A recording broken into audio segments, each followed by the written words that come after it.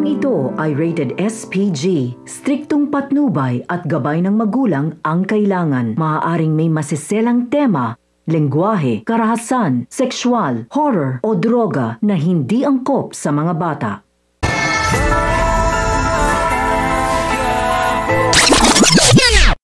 Nausap ni Tess si Santino at humingi ito ng pasensya kay Santino dahil sa dami umano ng problema ng pamilya nila ay nakalimutan niya na nga ito. Sagot naman ni Santino na okay lang umano at naiintindihan naman niya. Giniit pa na Santino na parang may kulang daw sa kanya pagdating sa kanyang tatay Rigor at lagi nga nitong pinapaboran si David. Samantala sinabi nga ni Tinding kay Tess na palalampasin na lang ba umano ni Tess ang ginawa ni Rigor kagabi at hindi man lang umano nito tinanong kung saan ito nakitulog. At kung hahayaan lang umano itong Tess ay mababaon lang ito sa limot. Samantala habang nasa hapagkainan si na Rigor, Camille at David ay tinanong ni David ang kanyang tatay Rigor na bukod daw ba umano sa kanyang nanay Tess at lola Tinding, sino pa umano ang dumadalaw kay Tanggol. Kaya dito sinabi ni Rigor na dinaldalaw umano ni Mokang si Tanggol.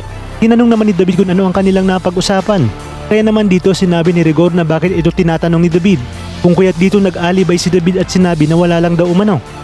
Ang mga dapat nga nating abangan ngayong Huwebes. Sa araw ng kasal ni Mokang ay si Tanggol naman ang siyang masasakdal at dito tumistigo pa mismo si Rigor upang lalong madiin si Tanggol. Pati na nga rin itong si Roda at ipinaturo nga kay Roda kung sino ang sumaksak sa kanya. Kaya naman dito ay agad na itinuro nito si Tanggol kung kaya't dito hinatulan na si Tanggol ng habang buhay na pagkakabilanggo. Kung kaya't kinabukasan ay dadalhin na sa city jail ang ating bidang si Tanggol. Sa inyong palagay, may magagawa pa kaya si Tanggol upang mapigilan ang kasal ni Mokang dahil nasa alanganing sitwasyon nga siya? Kaya naman kapamilya, tutok lang dahil marami pa tayong dapat abangan dito lang sa pambansang teleserye ng Sambayanan, ang FPJ's Batang Quiapo.